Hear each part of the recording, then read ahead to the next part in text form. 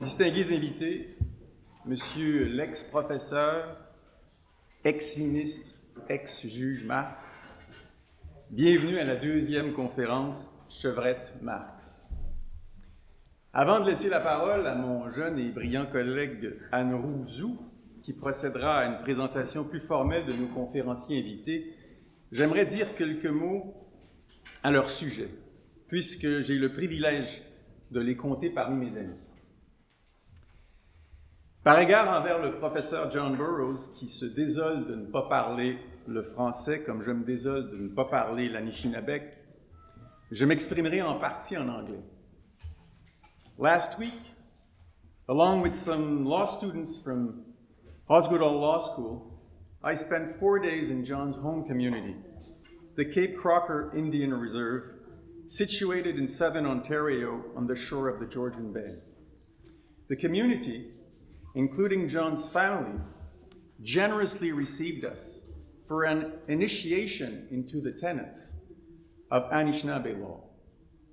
Ceremonies around the sacred fire, forays into the bush, conversations with elders, young and old, I should underline, and our own involvement in discussions transformed what, for me at least, had basically been an intellectually abstract understanding of Indigenous legal orders into one where such legal orders became synonymous with living practices embraced by contemporary Indigenous communities. Practices designed to make sense of and to stabilize for the betterment of all concerned the multifarious relationships the community members weave in this messy world of ours. John and his daughter Lindsay, alongside others, opened the door to a legal system whose subtlety and richness, in terms of the normative answers that it provides, did not pale when compared to other legal systems and traditions, including Canada's common law and civil law traditions. A legal system composed of values, principles, rules, processes, and actors that, as in all other legal systems, sustain and at the same time compete with one another.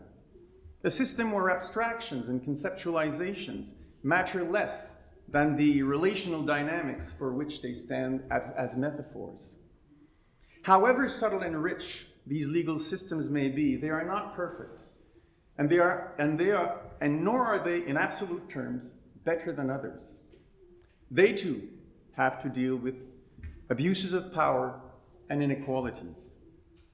John stands out as one of Canada's leading Indigenous intellectuals, precisely because he cautiously refuses to be fascinated by the siren song of cultural essentialism that calls for the entrapment of both Indigenous and non-Indigenous peoples in the prison of monolithic identity.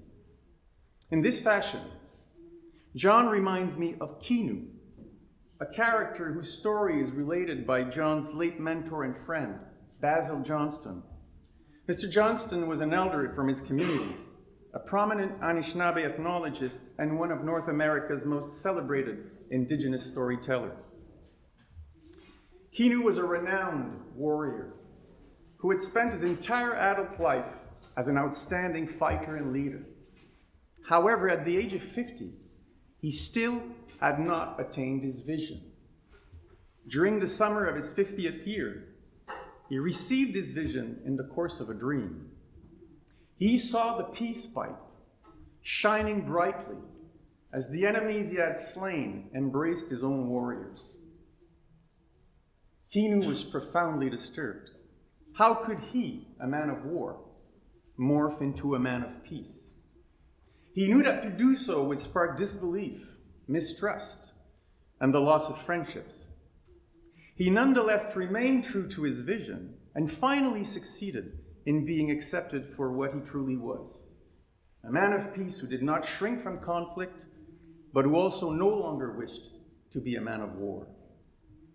I believe that this vision is also John's, and that although the path of life is a tortuous one, he strongly intends to keep on going.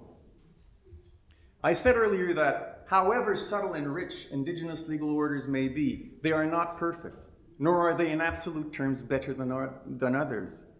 But what they truly are is this: They are deserving of attention.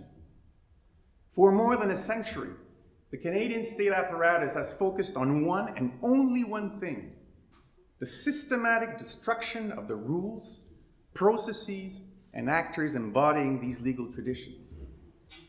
But things are changing. Plusieurs Canadiens français, ceux qu'on appelait tout simplement à l'époque les Canadiens, ont joué le rôle d'intermédiaire entre les peuples autochtones et les Européens, que ces derniers soient français ou anglais. Ces Canadiens, métissés par l'expérience, sont à l'origine des relations pacifiques qui ont été tissées entre autochtones et non-autochtones.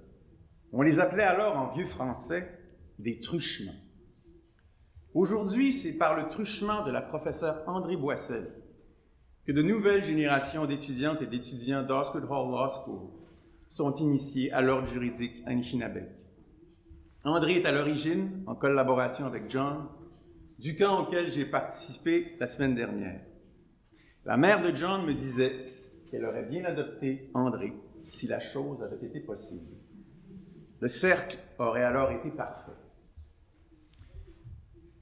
From what I have just told you, you can measure the extent of my admiration and affection for both John and André. Although the high-tech surroundings of the Cyber Tribunal do not carry the poetry of the sound of leaves as they are being rustled by the wind blowing from the Georgian Bay, you will quickly notice that both speakers are the bearers of a sacred fire in heart and in soul, whatever meaning you wish to infuse in that concept. Je les remercie très sincèrement d'avoir accepté notre invitation et d'être ici aujourd'hui. J'invite maintenant Anne Roux à prendre la parole. Merci beaucoup.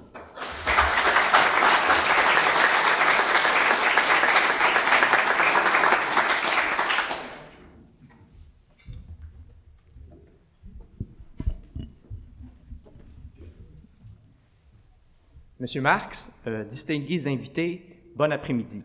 Merci d'être présent en si grand nombre à cette deuxième conférence annuelle Chevrette-Marx en droit constitutionnel.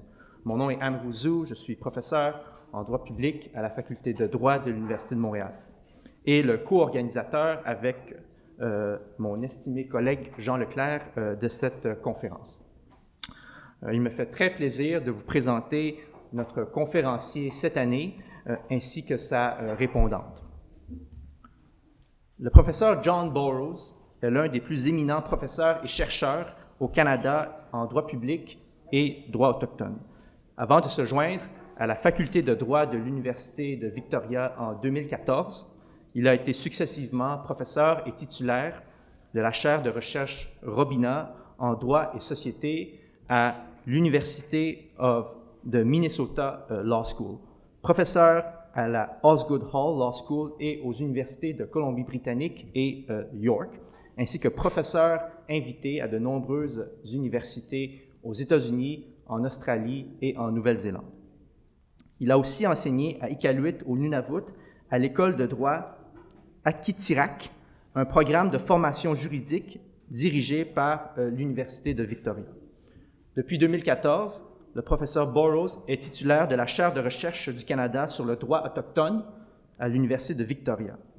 L'an dernier, il a été nommé titulaire de la chaire Nexon en leadership autochtone au Banff Center for Arts and Creativity, un organisme canadien qui réunit artistes et chefs de file de tous les horizons et offre une gamme variée de programmes d'activités multidisciplinaires.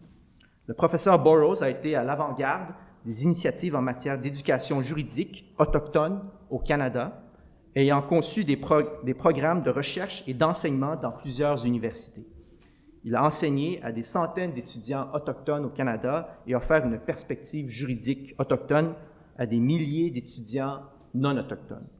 John Burroughs est également un auteur prolifique et fréquemment cité par nos tribunaux. Ses recherches portent, entre autres, sur une meilleure intégration des traditions et pratiques juridiques autochtones dans le système juridique canadien. Soulignons notamment les ouvrages suivants: Recovering Canada, The Resurgence of Indigenous Law, publié en 2002, qui a reçu le prix Donald Smiley, décerné par l'Association canadienne de sciences politiques. Canada's Indigenous Constitution, publié en 2010, qui a mérité le prix du meilleur ouvrage décerné par l'Association canadienne Droit et Société. Son plus récent ouvrage, publié cette année, est intitulé Freedom and Indigenous Constitutionalism.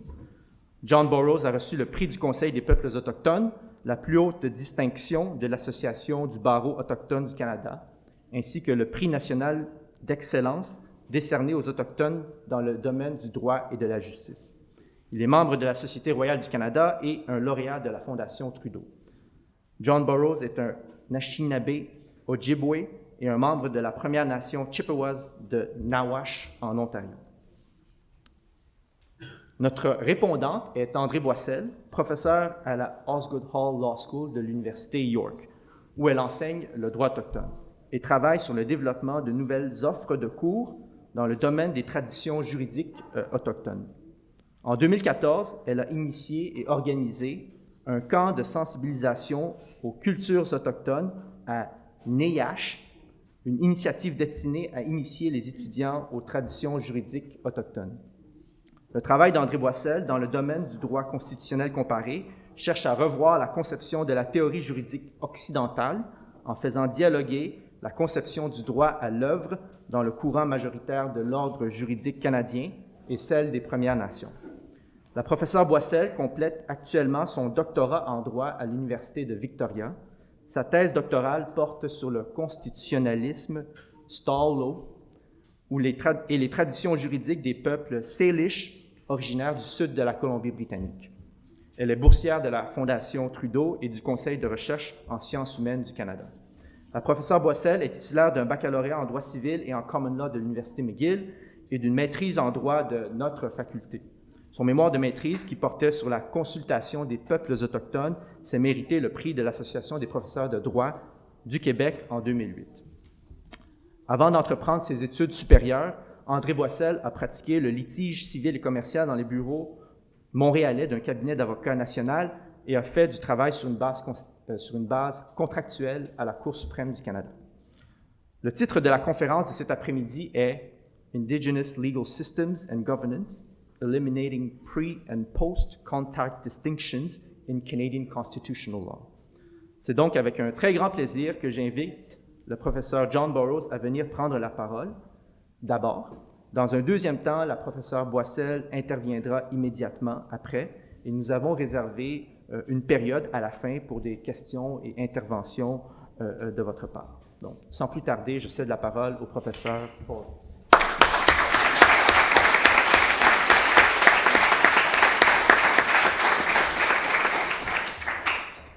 Bushu Nadinaway Maganidok, Nietzsche Anishinabeg, Nietzsche Madasig, Abangietago Ninata Anishinabim, Ingaguditu Jishnamayan, Giganos, Indigenakas, Neashi Nigaming and Donjaba, Niging and Dodem, Nuitash and Don Chinakanagawan Nungo.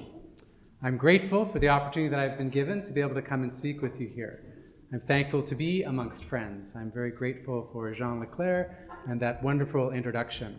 It was so fantastic to be able to have him in our community for 4 days over this past week, to be able to be on the land, on the water, in the forests, and associating in that space. I mentioned at that time that he feels like he's a brother, a kindred spirit, and it's unusual sometimes in the world to be able to encounter that from afar, and I found that in his writing, and as I've gotten to know him, I've also found that just in the way we're able to relate with one another. And I'm also grateful for Andre in being here today and for the contribution that she will make. She's long been a teacher of mine as she's gone through her graduate work and into law school. I find as I look at the world through the ways that she introduces to me, I understand things in a different light. And it's a wonderful thing to be able to be around people who are so thoughtful and are so kind in the way that those thoughts can be expressed. I'm also grateful that you're here and to be able to participate in a little bit of a conversation at the end of this session together. And I'd like to acknowledge the host of this lecture series and whose name this is initiated, and I'm grateful for that. I also like to acknowledge the territory that we're on. Haudenosaunee and their relationship with this place for thousands of years, as well as the Algonquian people and their relationship with this place. Today, as was mentioned, I'm going to talk a little bit about the way Canadian law deals with Indigenous peoples. I spend much of my time speaking about these things and then also speaking on the other side of the equation, trying to understand Indigenous peoples' own legal perspectives on these issues. And so I will talk about the Canadian side of this, but I hope as Andre offers her remarks, and then we go into the discussion afterwards, that we'll may be able to talk more about Indigenous legal traditions and their role in this issue. As many of you may know, Indigenous peoples were the first governments in North America, and the Supreme Court of Canada itself has recognized this point. In the Calder case in 1973, it made the following observation. It said, "The fact is that when settlers came, the Indians were there, organized in societies, occupying the land as their forefathers had done for centuries. Canada has used the term nation in describing Indigenous peoples and their pre-existing forms of political organization. Indigenous nationhood is a collective right derived from, in our Canadian context, the common law's recognition of Indigenous peoples' prior social organization before Europeans came to this shore. And contemporary Indigenous nationhood has a continuity with those pre-existing laws, practices, and customs, and this continuity of social organization animates our world. In this respect, Indigenous peoples' laws should be a vital part of Canada's legal framework. Unfortunately, the expansive character of these laws has not been given sufficient weight in Canada's jurisprudence. Indigenous nationhood, I believe, remains hidden in plain sight, despite its influence on Canada's constitutional order. Now, these laws that Indigenous peoples carry, which I taught at the University of Toronto, having the students come into my community for 4 days 2 weeks ago. The Osgood students came last week. These legal orders are unwritten by and large in terms of English or French or Anishinaabemowin, but they are written on the earth. And people, through a literacy that has a discipline attached to it, can learn how to read those laws from the earth and find analogies which can be brought into contemporary practice. But the unwritten nature of these traditions should not dissuade us from finding their recognition and growth. As we know, Canada, by and large, has an unwritten constitution. The fact that Constitution does not mention democracy, for instance, the rule of law, or judicial independence in its written text is not fatal to its operation. Unwritten customs are a part of our tradition for at least 3 reasons. First of all, Canada has a living tree as a metaphor for the way we describe our constitutionalism, which means that textualism does not exhaust the field of constitutional possibility. Secondly, Canada's constitution is similar in principle to that of Great Britain, which makes parts of it non-textual, as the preamble to the Constitution makes clear. And then thirdly, Canada is built in relation to Indigenous peoples in both positive and negative ways. They are simultaneously, as Indigenous peoples, partners in confederation and also colonized subordinates whose dispossession underwrote and continues to underwrite this country's development. We need to find ways to take account of that in our constitutionalism and hopefully change those negative components of that relationship. As the court, though, has developed its doctrines in thinking about Aboriginal peoples' laws and rights and government in Canada, we have fallen victim to history as a way of understanding Aboriginal rights in patterns which continue to marginalize Aboriginal peoples. While we must recognize that Indigenous governance practices pre-exist the Canadian state, we must not presume that those practices remain static or unaffected by the passages of time or the ravages of colonialism. Nations change, wither, re-emerge, grow, and transform, just like we saw when we were on the land these past couple of weeks.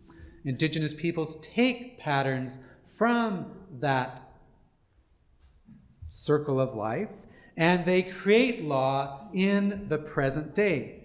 Indigenous law is integral to Indigenous governance because it is the means by which decision-making remains relevant in the present day. Times change, and Indigenous peoples must adapt. In fact, the Supreme Court, in one passage, recognizes this point in their leading case dealing with the proof of Aboriginal rights. In the Vander Peet case, coming from the Supreme Court in 1996, Chief Justice Lemaire wrote, quote, "Aboriginal people's occupation and use of North America was not static. As a general principle should be the Aboriginal rights flowing from it. Natives migrated in response to events such as war, epidemic, famine, dwindling game reserves, etc. Aboriginal practice and customs and traditions also changed and evolved, including the utilization of the land, the methods of hunting and fishing, trade between tribes, and so on. This is an important recognition in a leading case of the flexibility, the fluidity of Indigenous laws, customs, and traditions. Recognition of this fact, again, is vital to Canada's unwritten constitution. For these reasons, constitutional practitioners must not treat Indigenous law as history solely in understanding the country's constitution. Treating Indigenous law as history erases the fluidity, mobility, and contingencies of Indigenous peoples' conflicting, contradictory, and cross-cutting accounts of themselves through time. That is, originalist views of Indigenous nationhood and governance must be rigorously resisted. Originalism is not congruent with Canadian constitutional law. History should not be at the center of constitutional interpretation, though it is an important aid. While history can be an important aid, we must remember that law and history have different disciplinary touchstones. Historians search for evidence of past events, relatively uncontaminated by interpretations which flow through the passage of time, while law seeks to explicitly interpret the past in a better light, in light of the present. F.W. Maitland observed, quote, "What a lawyer wants is authority, and the newer the better. What the historian wants is evidence, and the older the better." Law often uses history in opportunistic, selective, and decontextualized ways. This can be a good thing if courts are transparent and explicit in using history in this way as a legal resource rather than an objective truth about what took place in the past. The separation of history from law when dealing with Indigenous governance and nationhood can help us deal with this issue in a contemporary setting. That is, to exercise governance today, courts should not demand proof of Aboriginal governance and other practices prior to the arrival of Europeans, as the current test requires. That is, in order for Aboriginal peoples to claim rights, title today, the thing that they claim must have been integral to their distinctive culture prior to the arrival of Europeans. We must not engage in that equivalency. Instead, we must assume that Indigenous peoples practiced law and exercised government in expansive and varying ways which continue to change through time. Practicing constitutional law in this way frees us from at least two problems. First, it disposes of the colonial premise of the moment of European contact or the assertion of sovereignty as being the definitive, all or nothing moment for establishing an Aboriginal right. This approach, finding that something must be integral to distinctive culture prior to the arrival of Europeans, this approach inappropriately freezes Aboriginal rights by reference to colonial events. It privileges non-Aboriginal legal and political development and subordinates Indigenous forms of social organization. Second, recognizing that history does not have to simultaneously function as laws frees Indigenous peoples from the fiction that their histories must show equivalence with their laws to receive protection, recognition, and affirmation under Section 35. That is, to exercise governance in the present day, Indigenous people should not feel compelled or incentivized to prove that their current governance and legal practices stem from pre-contact customs. Not everything that occurred in the past is relevant to contemporary Indigenous governance. Furthermore, forcing Indigenous peoples to demonstrate an historic practice to prove a contemporary right can lead to troubling fictions. It fosters problematic posturing around Indigenous authenticity. Right? What was authentic prior to the arrival of Europeans to receive protection then becomes the thing that's lifted as authentic in the present day. This can promote troubling stereotypes. It can promote questionable positions about the timeless nature of Indigenous legal principles, processes, and practices. The court's own test can foment fundamentalist, essentialized, and universalized views about pre-contact Indigenous life. The so-called continuity of these historical fictions can be unworkable in the present because such practices do not have tangible, living connections to either historic or contemporary realities. So, our Constitution, as a legal framework, must be more transparent and interrogate these connections between history and law when we're dealing with Indigenous peoples. That is, and this is going to be blasphemy to historians, law must continue to regard the past as a grab bag of possibilities for present reasoning, rather than a constraint on present developments because they do not have analogies to bygone errors. Now, there are 4 ways that I think Canada can start to move towards the rejection of these distinctions or these analogies, I say, that are drawn between law and history. First of all, I believe it's important that we nuance firstness. I'm going to explain what I mean here. As a constitutional matter, the legal significance of Indigenous people's temporal priority should be nuanced. It is the fact that groups were organized in an area prior to other groups coming into this area, but it shouldn't control the entire relationships between the parties. Temporal firstness can be dominant, but not determinative in our legal system. That is, I'm arguing here for the rejection of absolutist positions on the grounds of firstness.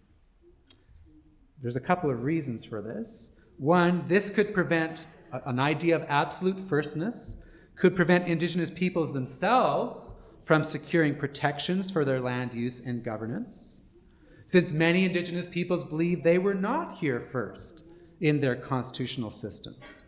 I'll explain that in a moment.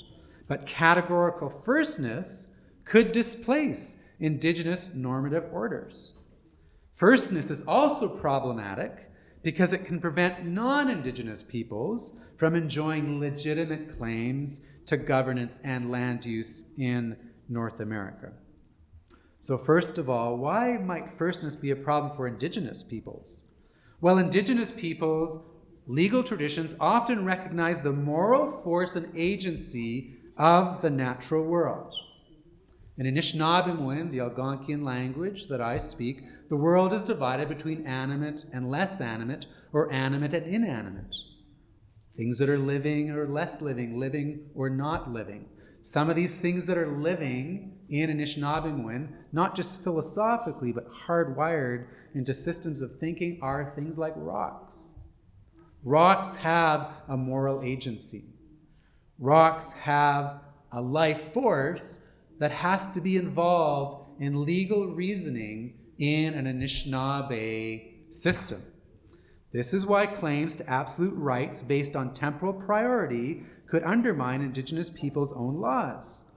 Because of the animacy of these beings, rivers and mountains and rocks can have their own legal personalities. Plants, insects, and birds and animals can be regarded as having a social organization in areas which pre-existed Indigenous peoples' arrival.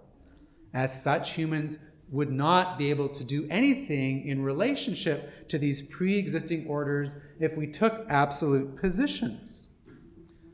So, what happens is Indigenous peoples' laws find place and ways to be able to interact with and sometimes disturb that temporal priority that rocks, plants, and animals have with Indigenous peoples.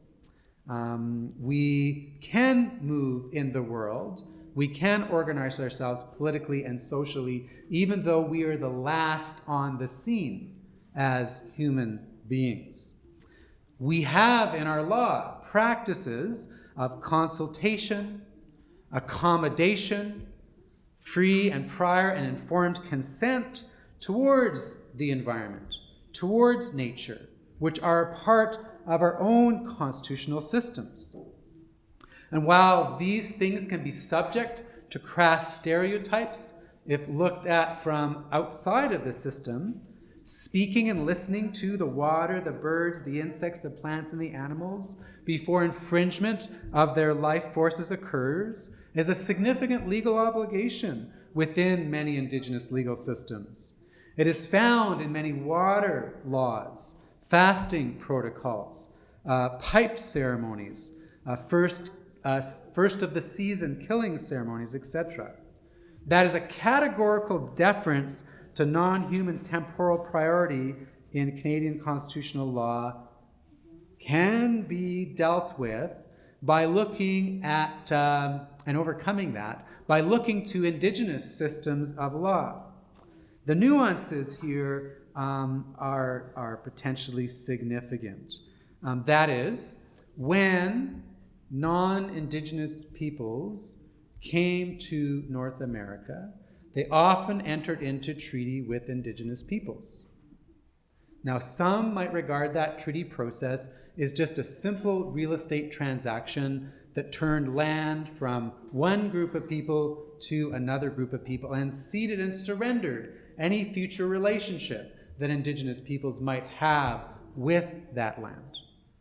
That's one view. It's an impoverished view. It's not a view that would accord with most Indigenous legal orders.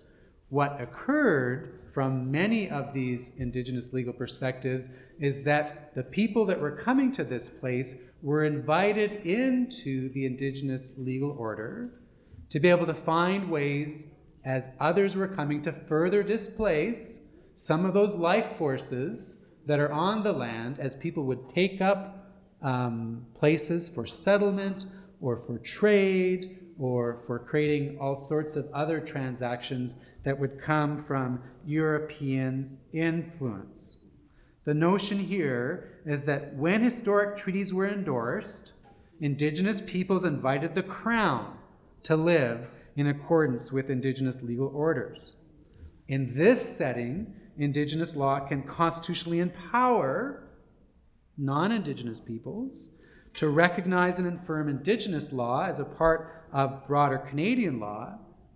And then it also empowers non-Indigenous peoples to be able to interact with the world and find a legitimate place in this order that participates in the nuancing of firstness. You don't have to be here first in order to pursue governance, but it does require a relationality with the peoples that were here before, and also a relationality with the life forces that surround the territories that people came to.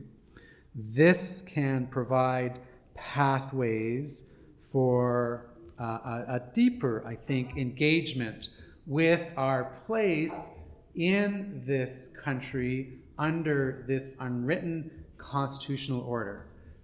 We had a pipe ceremony down on the lawn of McGill Law School this morning, where for an hour and a half, an elder led us in an invocation of our responsibilities to treat that land in that place with respect, referring to the 4 different directions, referring to the plants and the winds and the animals and the rocks. In that pipe ceremony, which often preceded the treaties, is the writing, is the memorial, is the seal of the agreement that was reenacted in that space, that has us pay attention to this nuancing of humans basically being pitiful or needing the support of the earth around them in order to make our way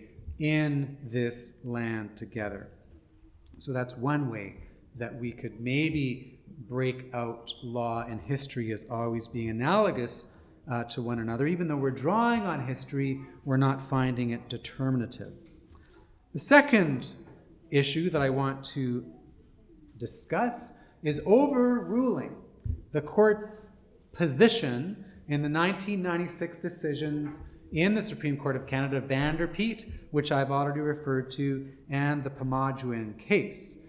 As you remember, these cases require that practices, customs, and traditions be rooted in pre-contact societies of the Aboriginal community in order to constitute Aboriginal rights.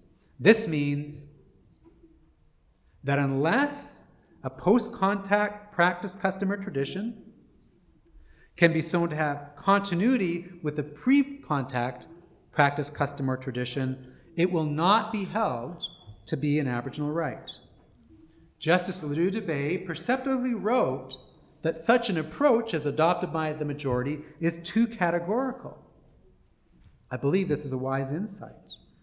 Reference to pre- and post-contact divisions for proving Aboriginal rights does not encourage appropriate nuance and protection in relationship to contemporary governance issues. She wrote, whether something is integral or not is an all or nothing test. All or nothing tests, particularly when centered around issues of temporal priority, right? Did you do it before contact or not? Right? All or nothing tests do not allow for flexibility and fluidity in reconciling constitutional relationships. Categorical all or nothing tests or approaches to Aboriginal rights have frequently resulted in Aboriginal peoples receiving nothing. 2 decades of jurisprudence related to Vanderpeet demonstrates this fact. In the Pamajuan case, we have an outline of the narrowness of this approach. This is a case that dealt with the right to self-government. The court found that broad powers of governance could not be assumed.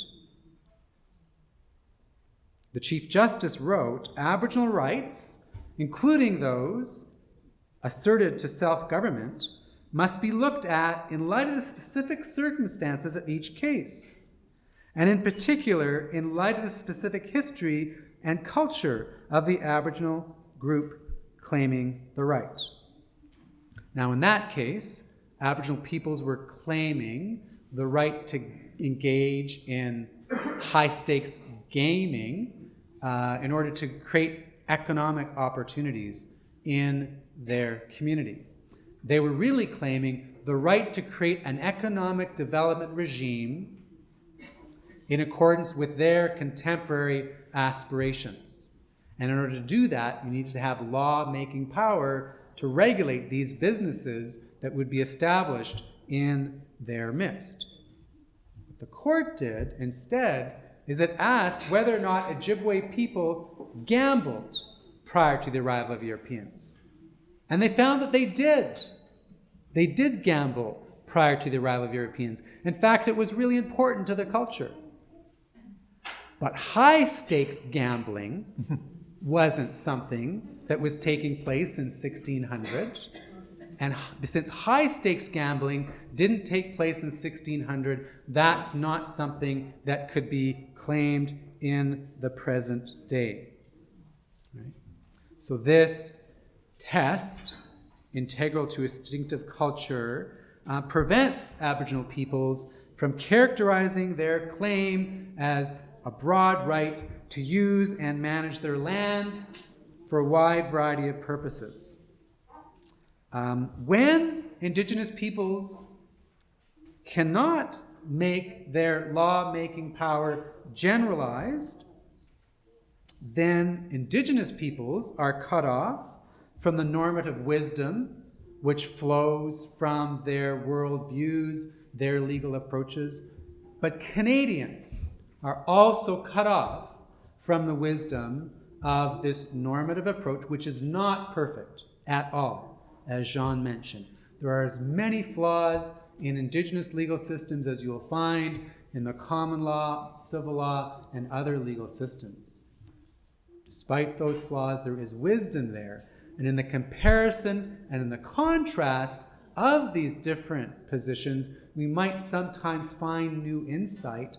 We lose the benefit of that insight because we don't see ourselves as clearly as we might, because we don't see the contrast that might lie on the other side of our choices when we see the distinctions and the differences that can flow in Indigenous communities.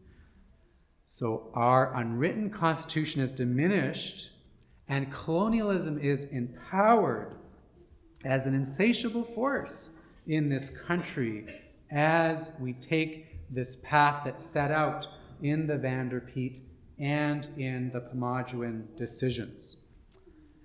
This must be overturned. Not only does it draw on stereotypes dealing with Indigenous peoples, those stereotypes draw on troubling racialized notions about essentialized views of indigeneity. This is also just contrary to good governance, to freeze these artificial constructs. So we can nuance firstness and bring Indigenous legal orders more fully into light. We could also overrule the Vanderpeet Pamajuan distinction between pre and post contact.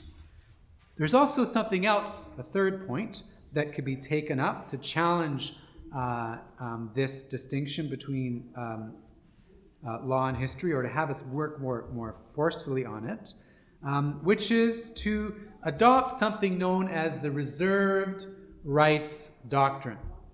I've taught in the United States, as was mentioned, and I taught U.S. constitutional law, but I also taught what's called federal Indian law, which is the law of the United States dealing with Indians. I also taught a course in tribal courts and had a 1,300-page casebook, as tribal nations across that country have constitutions, legislation, regulation, and then the common law of their own story and language to fill in the blanks and to give meaning to those kinds of provisions. One of the central pillars of federal Indian law in the United States is what is known as the reserved rights doctrine. This means that Indigenous peoples have everything that you would presume a nation would have until such time as they explicitly give it over to another. That is, Indigenous peoples, if they do not give those rights to governments, remain vested with those rights. The leading case dealing with this doctrine is called Winans. It comes out of the Supreme Court of the United States in the 1890s, which says treaties are a grant of rights from the Indians, not to the Indians.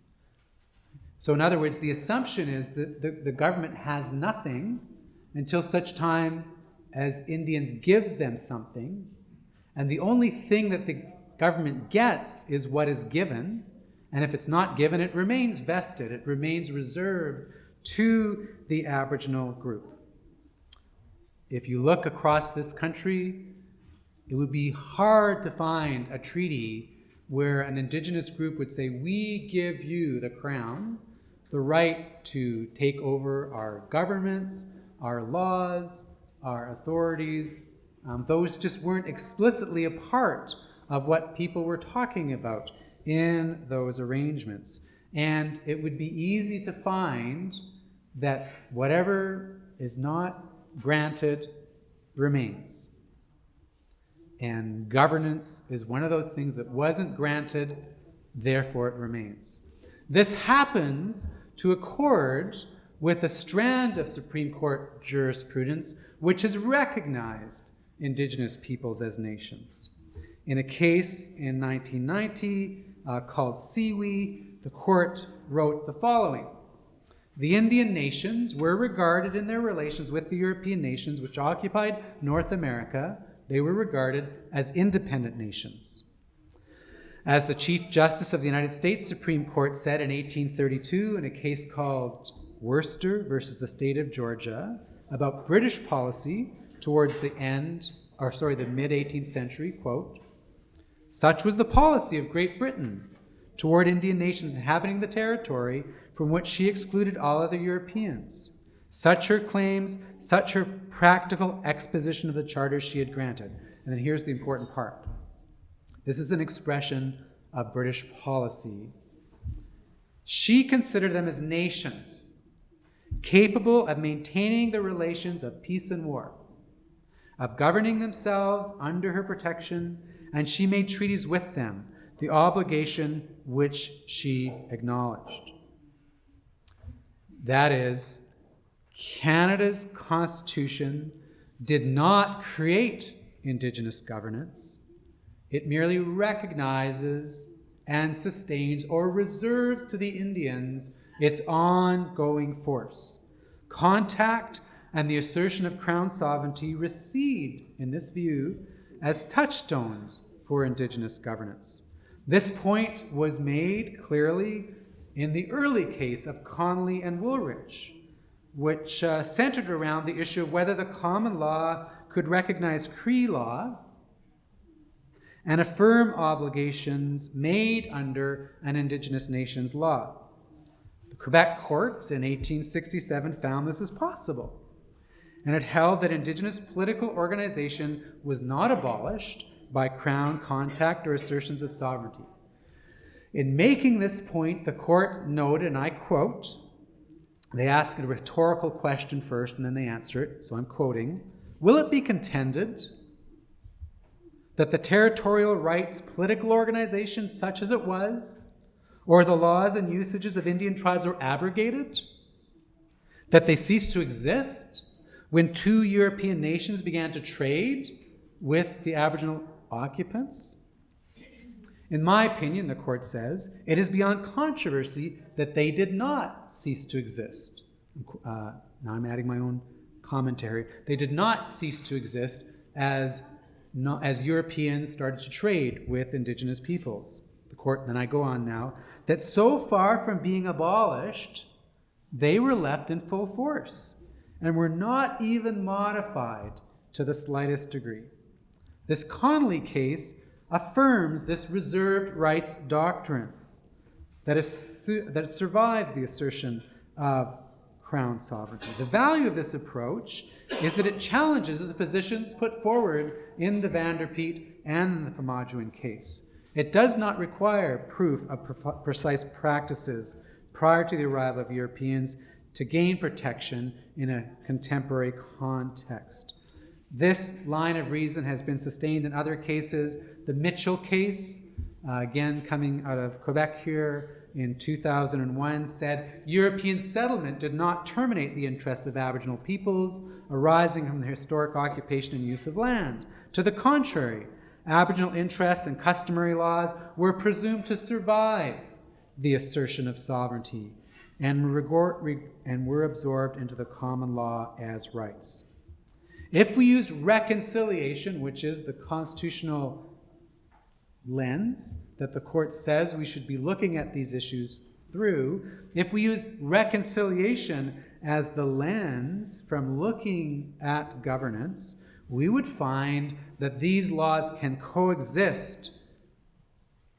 And now there's a whole lot of mechanisms between the civil law and the common law to work out that coexistence, right? There's harmonization legislation. There's bureaucracies that are set to that task in Ottawa.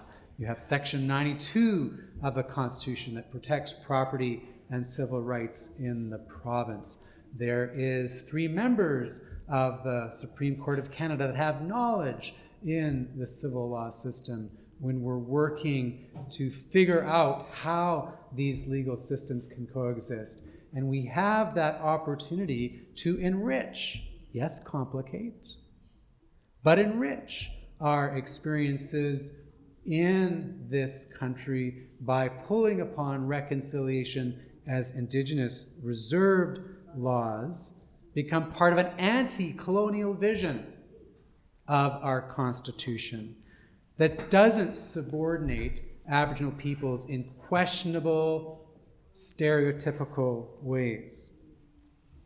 The final point I want to put forward in advancing this idea, which is to turn to the United Nations Declaration on the Rights of Indigenous Peoples. This declaration does not require proof of pre- or post-contact sovereign assertions. Rights are vested in peoples. Indigenous peoples are peoples. Their exercise is not contingent on a non-Indigenous event in this declaration. Article 1 says, Indigenous peoples have the right to the full enjoyment as a collective or as individuals of all human rights and fundamental freedoms as recognized in the Charter of the United Nations, the Universal Declaration of Human Rights, and in international human rights law. End quote. The incorporation of universal, although I'm going to question universal in other settings, but the incorporation of these human rights standards is an important step in undercutting Pamajuan and Vanderpeet. Articles 4 and 5 of the United Nations Declaration say, Indigenous peoples, in exercising their right to self-determination, have the right to autonomy or self-government in matters related to their internal or local affairs, as well as ways and means for financing their autonomous functions. Read autonomous nuanced there. Indigenous peoples have the right to maintain and strengthen their distinct political, legal, economic, social, and cultural institutions while retaining their right to fully participate, if they so choose, in the political, economic, social, and cultural life of the state. We should be able to be citizens of Canada and our provinces, and also citizens of our nation under this UNDRIP framework. Article 27 says that Indigenous law should be a part of nation states' constitutions. Quote, states shall establish and implement, in conjunction with Indigenous peoples, a fair, independent, impartial, open, and transparent process, giving due regard to Indigenous peoples' laws, traditions, customs, and land tenure systems to recognize and adjudicate the rights of Indigenous peoples pertaining to their lands, territories, and resources.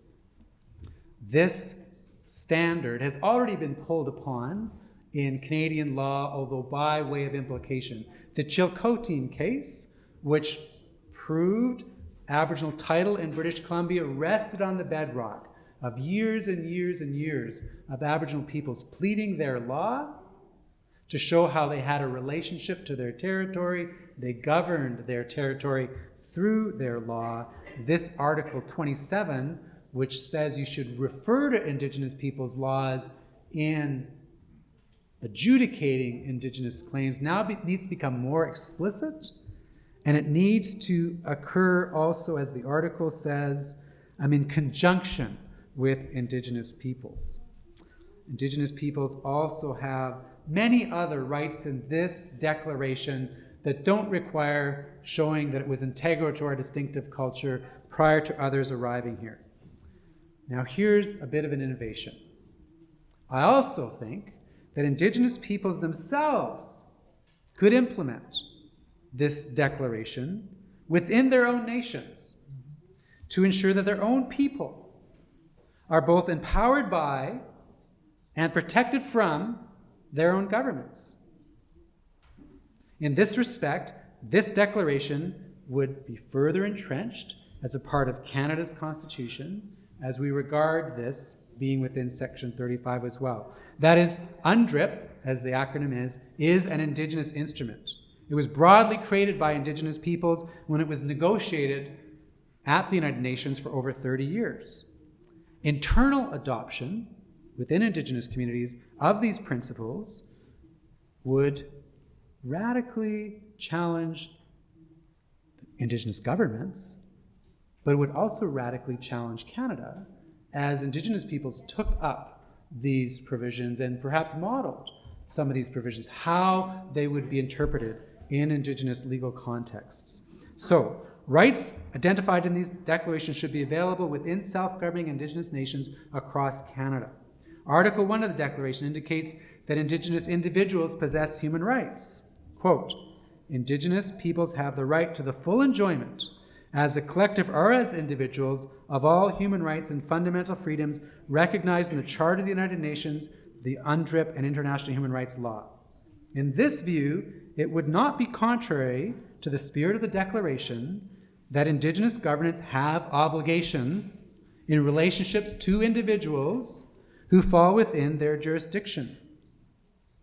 The Declaration relates these following rights and freedoms: religion, spiritual beliefs and practices, speech and expression, association, right? All of these things, as we're currently thinking about them, are Indigenous peoples making claims against the United States to respect our rights to religion, spirituality, speech, expression, association. But imagine if those also had internal dimensions.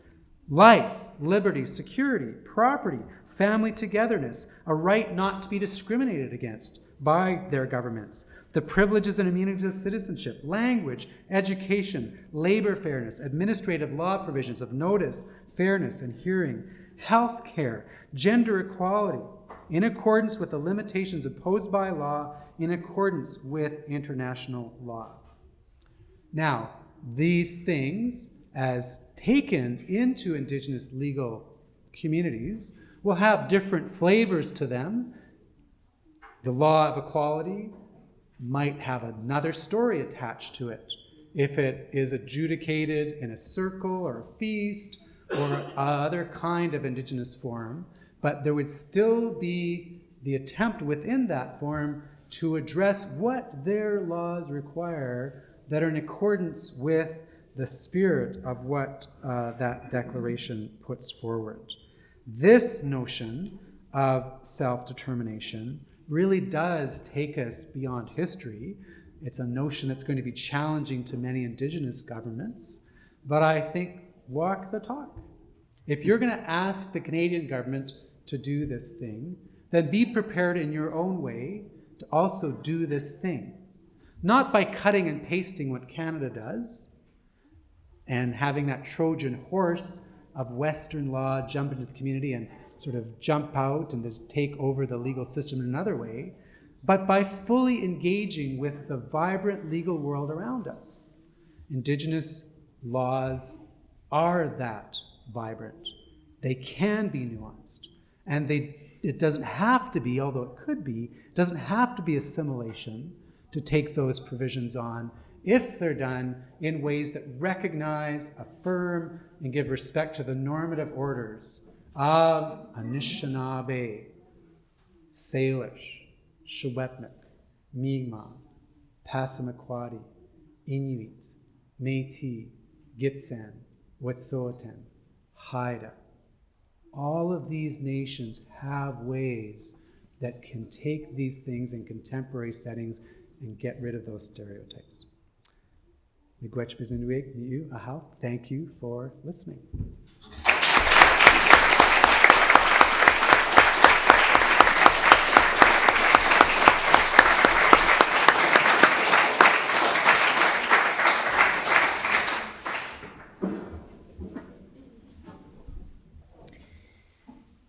C'est un très grand plaisir et un honneur d'être ici aujourd'hui, de retour dans une de mes alma mater.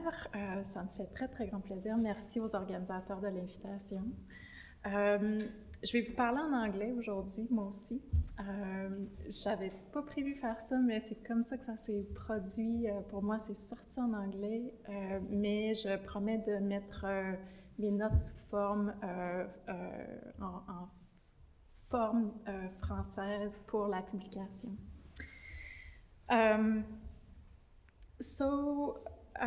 The approach I'm going to take today to pull on one of the threads of the vision that John presented to us today is informed through and through by the work I've been doing for almost a decade now with to learn Indigenous law with one society and within one Indigenous legal tradition, that of the Coast Salish in southwestern BC.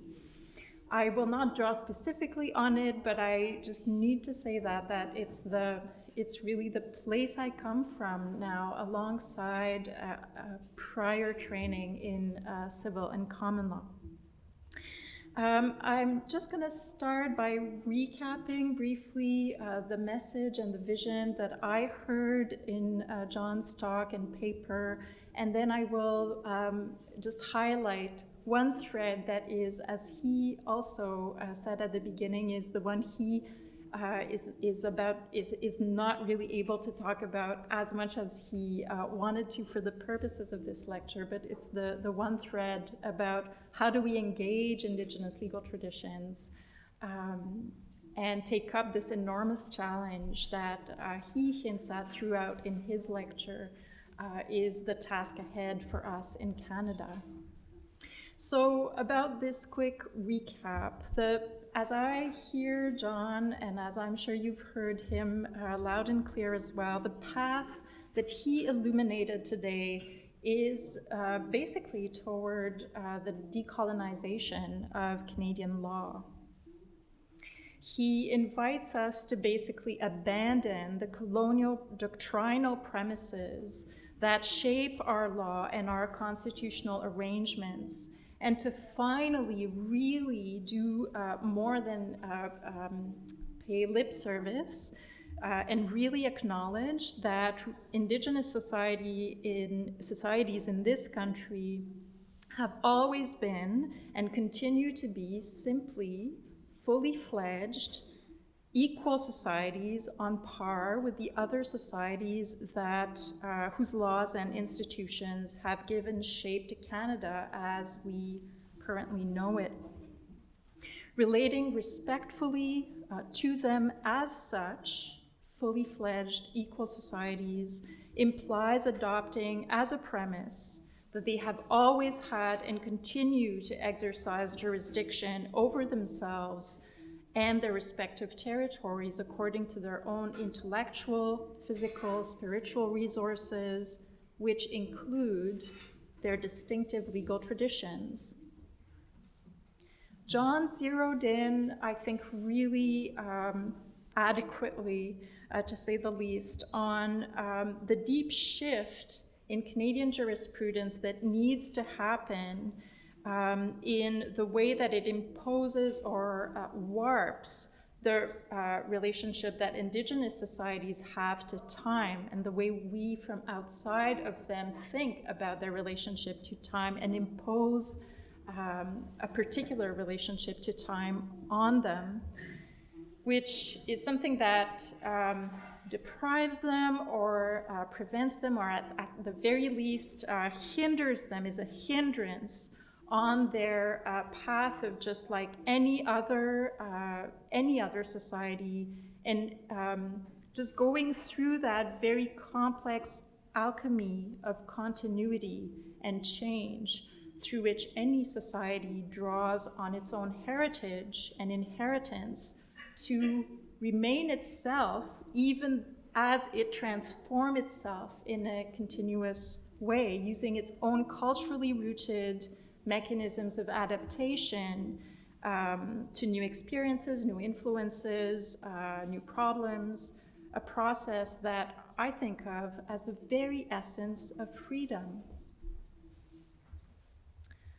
I hear John's call in the doctrinal piece that he delivered today as having a particularly strong resonance for the judiciary, since the particular colonial premise that he highlights, that is making the hallmark of Indigenous identity and of the rights flowing from it, the particular set of customs and practices that are traceable through to pre-European time, such premises were fashioned in the course of judicial interpretation, and so it's incumbent and available to the judiciary to act to reverse those interpretations. John also shows with other parts of his talk that the tools we need to dismantle really this cornerstone of the colonial house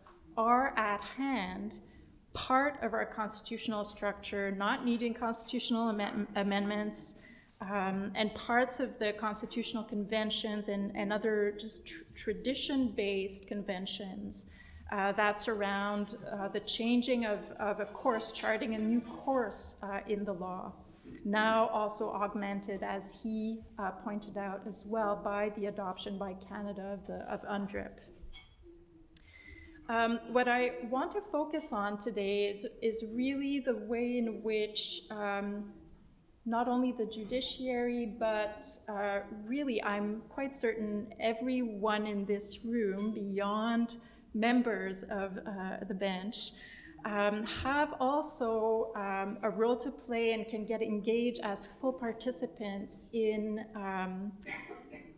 the other task that is written through his lecture, which is beyond the basic decolonization of legal mechanisms in Canadian law, also the actual positive engagement and learning of the multiple Indigenous legal traditions that are comprised within the land we call Canada. So that's what I want to address in the remainder of my time. Living together in what would then be a decolonized legal space means engaging much more seriously with concretizing intersocietal law across Indigenous and non-Indigenous normative traditions. This notion of intersocietal law, which to this day really remains, as John also noted, mainly just an aspiration, even if the Supreme Court reiterates it as a guiding principle throughout its Aboriginal law jurisprudence and has been for 2 decades now. It just remains an aspiration. The court does not actually engage in this process of taking really seriously, with the exception, I would agree, of Judge Vickers, not the Supreme Court Justice, the trial judge in the Tselkotine case, and the Connolly and Woolrich case. There's really not a lot of other examples that we have of seeing the court actually grapple with the work of learning. It's a daunting task for sure when you are on the bench, and that's why it needs to start way before, and it's a task that we need to engage in as faculty members, as students of the law. And so here are a few thoughts on this. To me, this is the real, not to say that it's not a creative and transformative challenge for Canadian law to abandon the colonial premises that John has talked about, but what's the real exciting, creative and transformative challenge for Canadian law over the next 2 decades, because I'm kind of hoping we can deal with everything we've talked about, in the next year or two, is the challenge of creating a widespread engagement with Indigenous legal traditions across the Canadian legal system, in a way that respects, on the one hand, the distinctiveness and integrity of each of those very different legal traditions, at the very least, as I see them. And as I said at the outset, I am just starting after a decade to find my footing in one of them, and so I won't speak. I will make a couple of generalizations, but flag them as such. At the very least, they're as different between themselves as are definitely the civil and the common law worlds. In some cases, actually much more. They've had less contact among themselves in some cases, and in other cases they've had a lot, like the French and the English in the European context, and definitely much more within the context of Canadian history. So creating this widespread engagement with Indigenous legal traditions needs to respect this huge diversity. But it also has to be done in a way that's capable of eventually, at least, bridging the real gap between the kind of subjectivity that is fostered by Canadian law and, in general, I would say Western ways, the modes of engagement of those Anglo-American traditions, the types of relationships that they encode, and the kinds of institutions that have emerged, bridging the gap between those in the context of the state and how they manifest coming out of Indigenous societies. So this challenge involves creating in a really, again, broad and widespread manner and in high numbers to really change in the mid or long term, the Canadian legal system as a whole, creating real interlocutors for each of those traditions.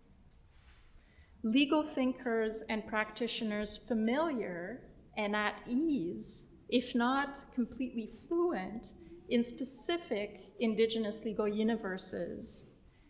In a word, I think law school, as I said, really have a huge role to play in this, and to talk about what this role entails and point as concretely as I can to how it might develop in the future and the vision of Canada that might emerge out of this. I want to also chime in and tell you a little bit more about the Anishinaabe Law Camp that you've heard already a little bit about. To me, the camp is just one example, but I think a really excellent one of a starting point in facing up to this enormous task of reshaping Canadian law by educating its practitioners, its upcoming, the new generations coming out of law schools, educating them in Indigenous legal traditions. I'll show you a couple of pictures because now I'm the third person to talk about this, and I thought you might want to actually have a couple of shots of what it looks like. But I'm not sure I know Yeah, I how think it's working. You just, I think now it is. So the two buttons on the right and the left. So here we go. The Anishinaabe Law Camp is in its third year. So the third camp was actually just held, as you heard, this past weekend in Niyashi-Nigaming, also known as Cape Croker on Georgian Bay. This is the home territory, as you've also already heard, of the Chippewas of Nawash, which is the community that the Burroughs family belongs to. And the camp started 3 years ago and keeps going thanks completely to John and his family and communities. Very extraordinarily generous welcome. And their willingness to host, in the case of Osgood, and teach over 4 days, so a long weekend in September, a group of about 40 of us, mostly JD students, but also consistently for the past 3 years, something like 6 or 7 faculty members. You've heard about a few special guests, such as law professors from other schools, but also I believe we've had a governing member from the Law Society, so the Barreau du Québec would be the equivalent, judges from the Superior Court of Ontario as well, and lawyers. So our teachers during this this weekend are thinkers, knowledge holders, legal practitioners in the community, elders, people involved in the continuous knitting of the order of their own community based on the way they've been taught to care for themselves, for each other, and for their land. John himself, as you now know, and his daughter Lindsay, whom we'll see speak here, are at the very heart of that group. And a number of people from their community join them every year. So what do we do during camp? You're seeing us sit around or stand and listen. Through a number of different activities, we're taught about relationships, the interdependency among and between humans and non-humans, the ways in which principles about how to behave responsibly are inscribed in the land itself, or are encoded in stories and their characters' interactions.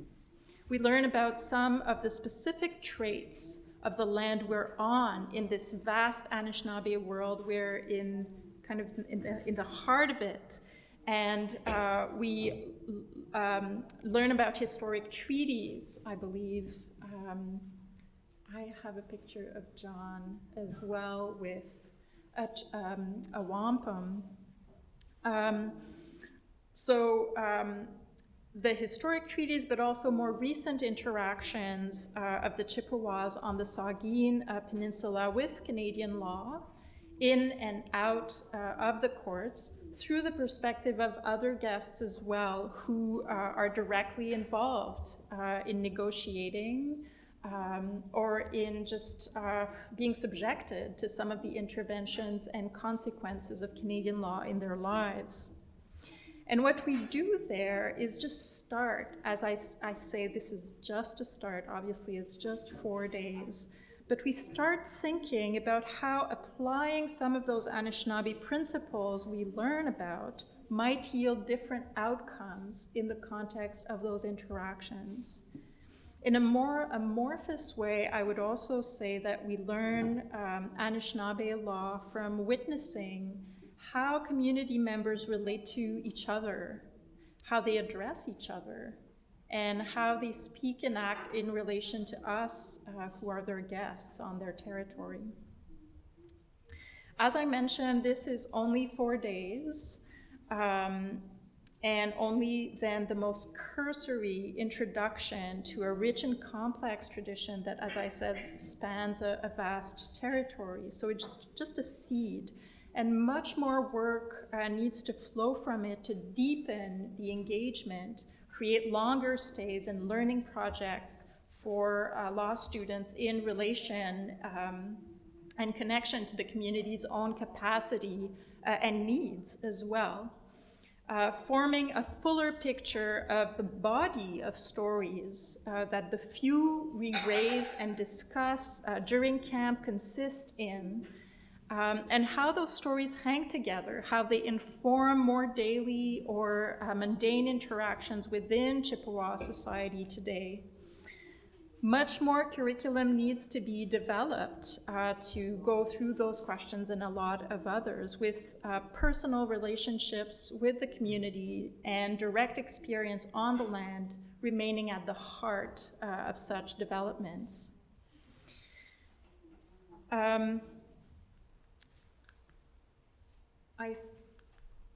Yes, so engaging with the stories, that's one of the activities that I had in mind to show you. Becoming conversant in an Indigenous legal universe cannot, I think, obviously separate the intellectual tools and the conceptual vocabulary fleshing out relationships, principles, and mechanisms of decision-making and of holding people to account from legal pedagogy.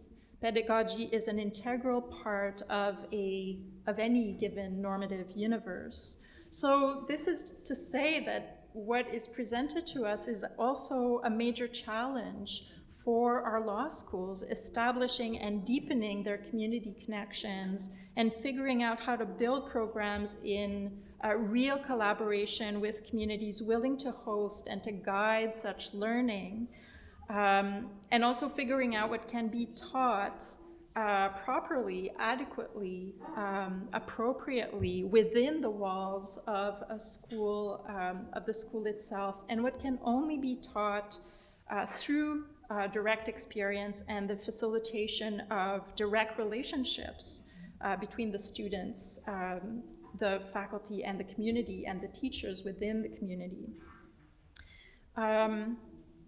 So I think just zeroing in or honing on the one of the most powerful outcomes of those barely 4 days of camp yearly. And you know, with 40 people, that's already a very big group, but it's, you know, to situate within the context of a school like this one, or of a school like Osgood, it's, you know, again, a speck in like a huge crowd. There's 800 JD students at Osgood. In all the years combined. So the 40 who go are like this nugget of really committed, interested people who are going to carry teachings back with them, but in this big group that is back at within the walls of the institution.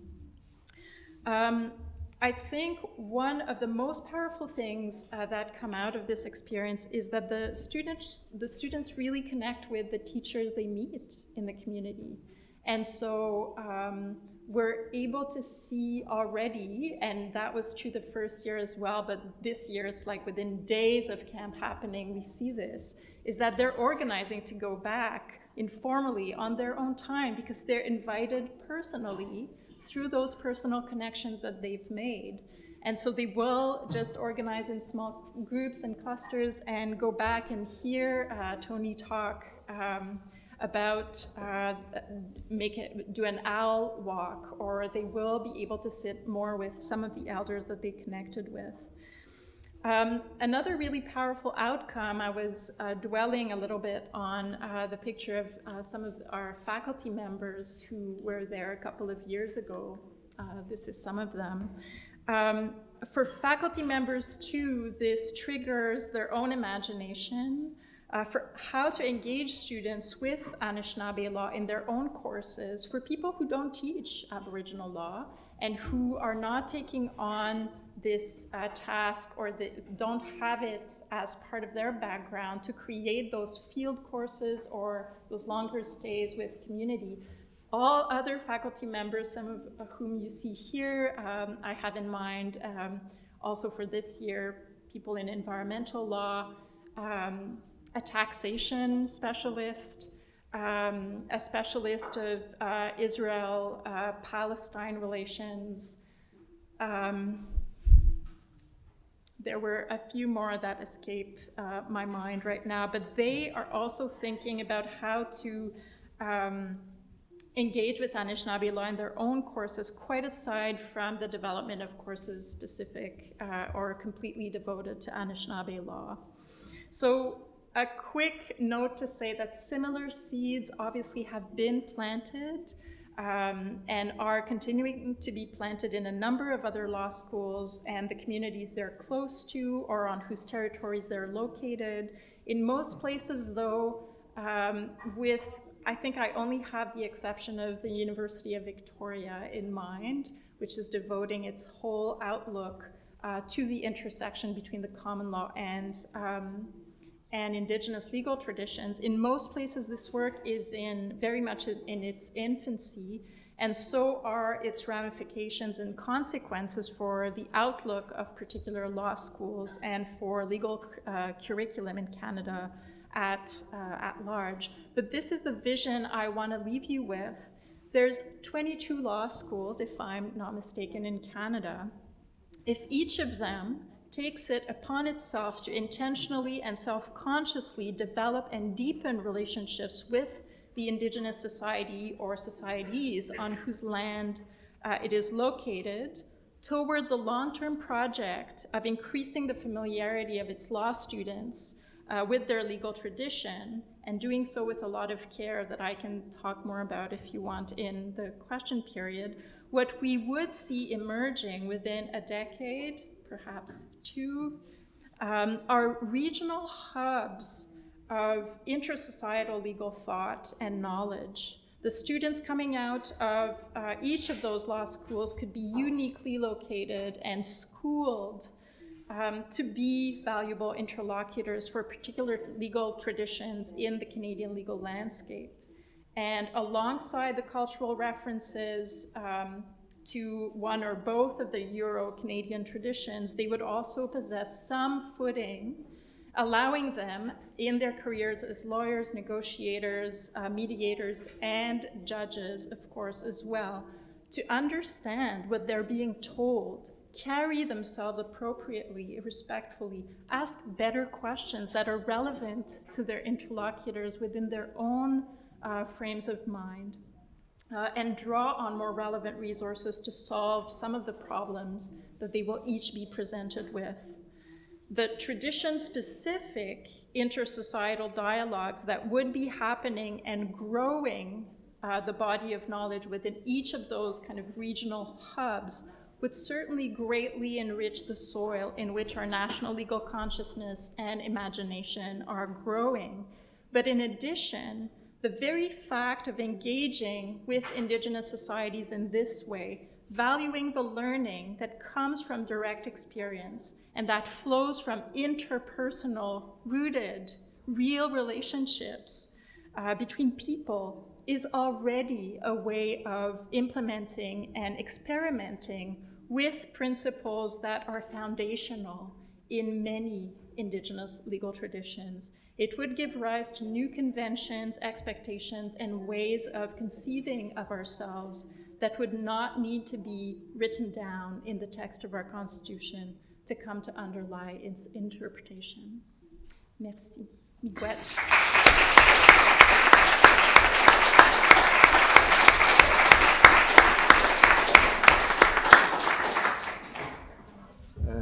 Donc, merci à la professeure Boissel pour vos commentaires. With the speaker's permission and given time, I would propose to turn the microphones to the audience, and Jean has the micro. So if you have any questions, interventions, comments, please let me know, and I'll direct Jean. Okay. Perhaps I may start. I have a question for either speaker. I'm very interested with the unwritten constitution and unwritten constitutional principles, but I know very little with respect to Aboriginal law and indigenous law. And so I'm wondering what lessons or ideas these laws or legal systems we could draw from in studying and thinking about matters of unwritten constitutional law that many of which do not perhaps have concern directly questions of Aboriginal law or indigenous law. And perhaps as a little aside, a more academic question, I noted that you, John, referred to comparison once, and I'm wondering if you would call that kind of exercise comparative law. Yeah, I think I would describe that as comparative law. One of the things that might be learned in thinking about the Canadian Constitution generally, by at least looking into the Anishinaabe tradition, is to understand the Constitution as constituting, so understanding the tradition as a verb as opposed to a noun. In Anishinaabe, when you speak, about 80% of your words are verbs, only 20% are nouns, and so you're always trying to talk about what are the relationship between concepts. And I would wonder what that might cause us to do if we saw our own constitution in a verb-oriented light, as opposed to the categorizations that we often focus on when matters are assigned to this party or that party. It would help people obviously understand Anishinaabe constitution to see the verb orientation, but then reflect back on what are we doing in the Canadian context. And that kind of comparison, there's that trite saying, a fish doesn't know about water until the first time it jumps into the air. Like we swim around in water, we don't always know we're swimming around in water. We swim around in our assumptions about what constitutional law means.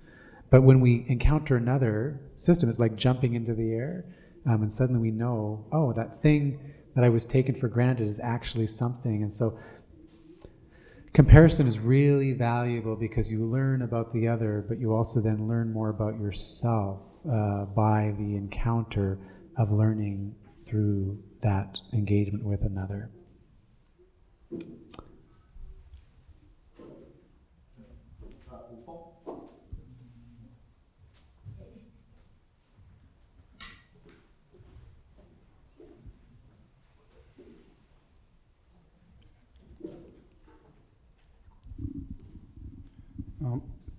My question would be to Professor Barrows. And then, I might ask for some excuses because maybe I don't get what I'm going to say very well. It's referring to the theme that the environment, water, works,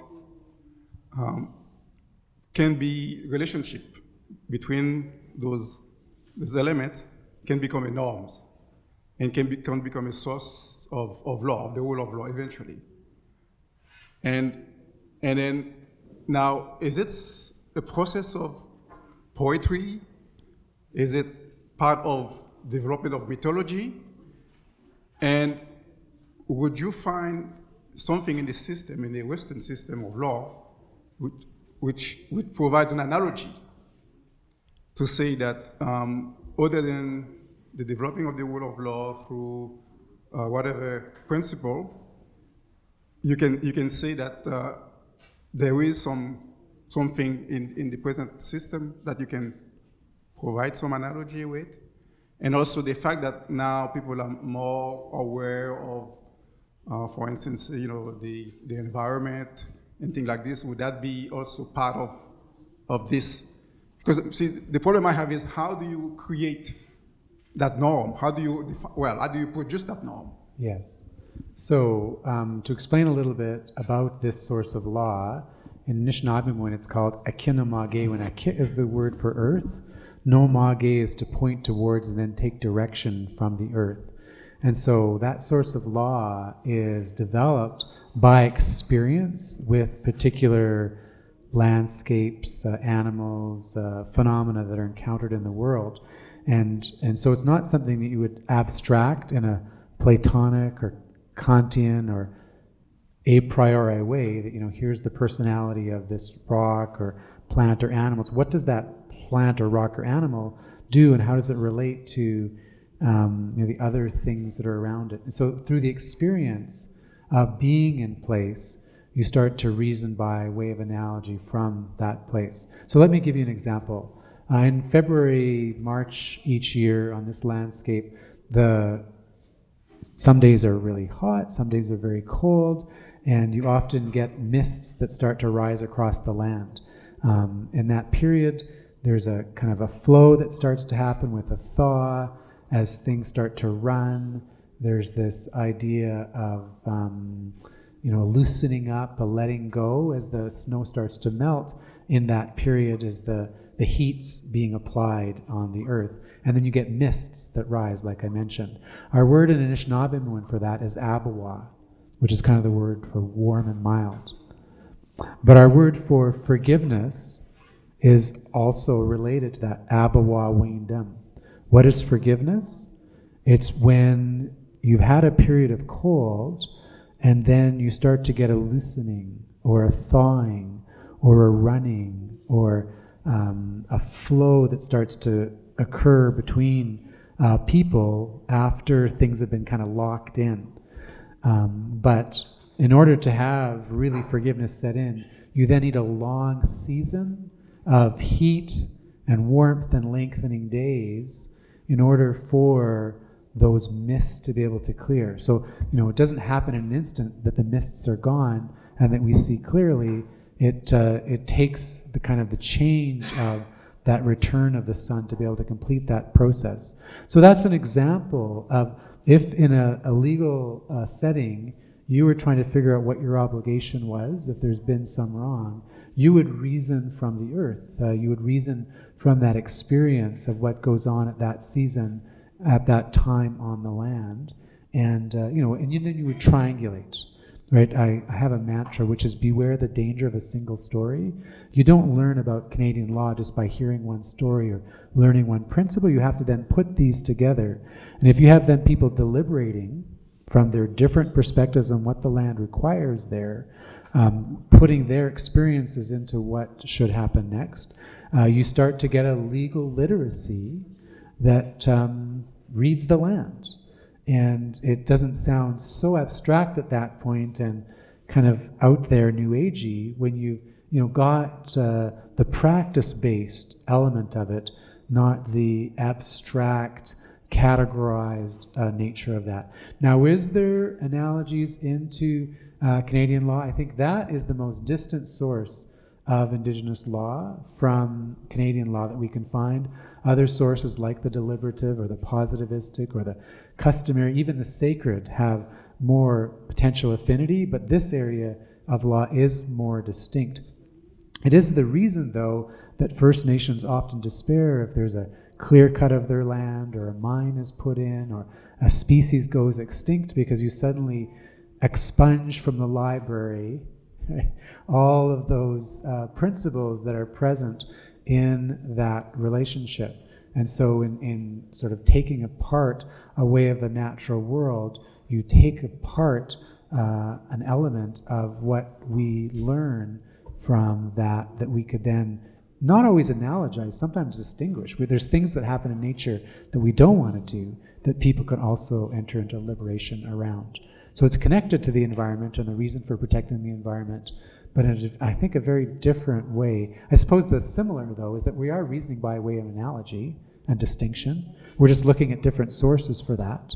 But then we're also deliberating at the end of that, which is also similar to what we do in a Western context. And in New Zealand right now, there's a couple of, like a river has legal personality now, mountaintop has legal personality, with Maori legal traditions interacting with the common law. You see in that context some lessons that could be learned. We've got time for one and two. Oh, okay, just one last question. Thank you very much, both of you, for your very interesting presentations, and also for working obviously on this subject. In my experience, I work with Aboriginal, First Nation, and Inuit communities in Quebec, and in my experience, perhaps the second largest obstacle to recognition of Indigenous legal traditions, after the Canadian system, not recognizing them as they should, as you underlined, is the fact that sometimes in communities people don't always recognize or are not, fully conscious of certain practices that are legal traditions. And so for example, I've done interviews with community members, and it's not always seen as a legal tradition, certain practices that people have. And there is often a great deference towards Canadian law. And so with elders, obviously, those who may be most knowledgeable of the language and of the legal traditions, getting older and a lot of elders passing away, I really feel that there's kind of an emergency or an urgency to gather that information and have it passed on to the younger generation. So I don't know if you have any thoughts on the situation in Canada today, and perhaps some kind of emergency measures that should be taken, or if there are. I know that there's a big project in Ottawa, with respect to Indigenous legal traditions. But if you have any thoughts on that issue, taking obviously into account that it is a flexible and evolutionary tradition. I'm not saying that it should be frozen in how the elders see it, but there are kind of certain principles that may be lost or being lost as the society evolves. Yes. So a couple of points here just to make generally that the Truth and Reconciliation Commission has calls to action for law schools to take up this issue of teaching Indigenous law along with other issues dealing with Indigenous peoples.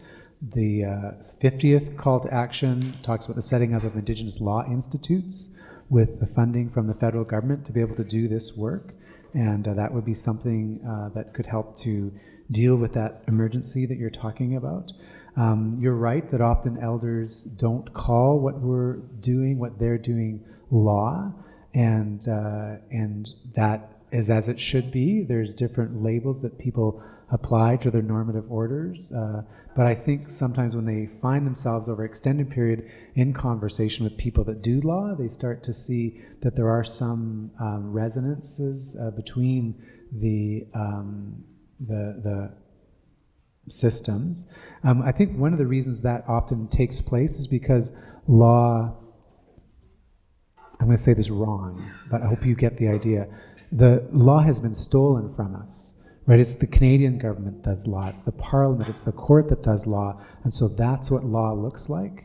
And in the absence of us being able to make more authoritative determinations within our own normative universe, people don't see what they do on the ground quite as strongly as law as they might if, for instance, they had constitutions and tribal courts, or their fee structure was still up and running, or they had the circles that were still more strong. So in other words, legitimacy would flow around law, I think, if there was a greater recognition that you have the authority, you have the jurisdiction to do this. And that's certainly my experience when I look at other countries. And then what you see is then there's disagreement between the elders, not that this isn't law, but what's the law require here? which then leads us into processes of deliberation. We have something called the Indigenous Law Research Unit at the University of Victoria, which works with the 43 communities across the country, doing what you described. And in those initial forays, they don't like to talk about it as law, but at the end, they're all over that and seeing that they have guided ways of making decisions for regulation, dispute resolution. The final point is now to put it back on the other side. If we talk to most Canadians or law students about what they think law is, again, they're going to say, well, that's what a court does, or that's what a parliament does. And that's right at one level, but there's all sorts of ways that we make law in more decentralized fashions that are important to how we sustain our legal order. And we don't interrogate that much in law school. And if someone came up to me and, I've been in this business for 25 years to try to identify law in the relationality that's in our society, it would take me some time to start to unpack that with others. I think I could eventually do it. And likewise, it's going to be the same. So in other words, this is not just saying that Indigenous people's law might have this more diffuse element that's also a part of their society, but Canadian law itself, right, civil law, common law, constitutional, whatever you're talking about, is relational. You can have everything on the books and enforcement, etc., but if you don't have those social structures and ways that people are incentivized or have disincentives to live in accordance with the force of that order, we find ourselves in great difficulty, and we know countries in the world where that is more prominent than not. And so this is also a call to say, we might have difficulty in the Aboriginal society to say what is law. I think in Canada, we also have that difficulty. We've given so much over to expertise with parliaments and courts, and in fact, there's legal agency in a law professor and in a lawyer, and even in someone engaging in their contractual setting up of the rules. We sometimes forget that, and there needs to be ways to introduce that more fully into what we do in legal education, and this might be one of those ways. I would just add to this, I also have had this experience, and it's also connected to what John talked about in terms of being in the water and then suddenly in the air, and I think what you're describing is this experience of using this word or try to get to the source that you need as a lawyer to advocate on behalf of a community with its own laws. But sometimes it's going to be a question not just of recording, as you mentioned, which is also really important, and kind of drawing out the principles from the knowledge held by older people as well, but also kind of along the lines of what John had just said, I would also say that using the emerging scholarship that's coming from Indigenous scholars and people working with Indigenous communities to try to make a case without having to have on the witness stand, if you will, somebody who is going to put it in the words that will be recognized by a court, but use maybe some of the theories and ways of disclosing what needs to count as law, what needs to be identified and recognized as law, in a more like through the practices themselves and not necessarily through the labels that are placed on them, might also be helpful. It just struck me that your task as a lawyer acting on behalf of communities, having limited time to accomplish certain goals, as opposed to people who can have the luxury of making it their life pursuit to kind of think about how to unpack what is actually how to label as law things that are being done that people just swim in and would not label this way is it's important to see how the task itself may be kind of tying you in a knot, and that there's other practices that can help, I hope. Merci pour vos questions. Notre deuxième conférence annuelle Chevrette-Marx tire à sa fin. J'aimerais maintenant vous inviter à notre vin d'honneur qui se déroulera juste à quelques pas d'ici au salon François Chevrette du pavillon Maximilien Caron. Je terminerai en vous mentionnant que les travaux des conférences Chevrette-Marx sont publiés chaque année. Et je souligne que la conférence inaugurale de l'an dernier est maintenant publiée depuis hier soir. Alors, en primeur, elle est disponible pour vous juste à l'entrée du salon. Alors, je vous invite à y jeter un coup d'œil et surtout à l'acheter. En terminant, j'aimerais vous remercier d'être présent ce soir. J'aimerais dire un merci spécial à notre traductrice, Madame Danielle Laroche. Et bien sûr, j'espère que je vous invite à vous joindre à moi pour remercier une dernière fois nos deux speakers de ce soir. Merci beaucoup.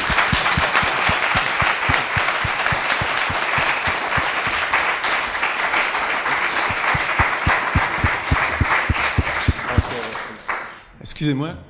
Hey, Daniel, t'es pas obligé de traduire ça, là, mais parce que c'est trop intéressant, puis je me dis, une façon de démystifier, moi que j'ai découverte à l'occasion du camp, une façon de démystifier l'apport que peut avoir une tradition juridique autochtone, c'est de tenter de réaliser que ce que les juges font, particulièrement en common law, c'est beaucoup un travail de nous conter une histoire où le juge, au fond, à partir de l'histoire qu'il nous conte et des faits qu'il sélectionne, va dégager des principes. L'exercice qu'on a fait en fin de semaine, pensez au renvoi sur la sécession, parce qu'il y a quelque chose de plus canadien que ça. Mais le renvoi sur la sécession, qu'est-ce que c'est? C'est essentiellement une histoire du Canada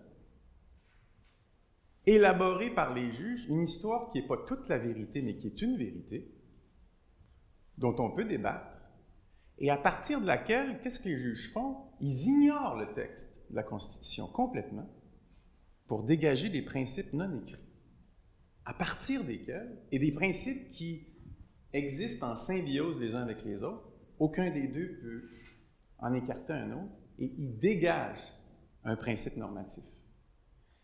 What we did this weekend, resorting to Indigenous legal stories, and more than one, as Jen said, there's not just one story, is basically the very same thing, and I intend to do that with my students. It's just that it feels uncomfortable because we're dealing with a document that's outside of our culture, and I don't pretend to know anything about Indigenous legal orders, but I think in a small way, we can try resorting to this and make our students understand that what appears so foreign is basically a practice, as you also so often say, more than concept. And even concepts such as sovereignty. We talk about sovereignty as something we can put on the end of the table, but it's not a capital, it's not a form of capital, it's a relationship. And same goes for freedom. It's not a space where I'm alone. My freedom depends on the relationship I have with the other one inside of me, in front of me. So I think on doit se démystifier ces choses-là. Merci beaucoup et je m'excuse.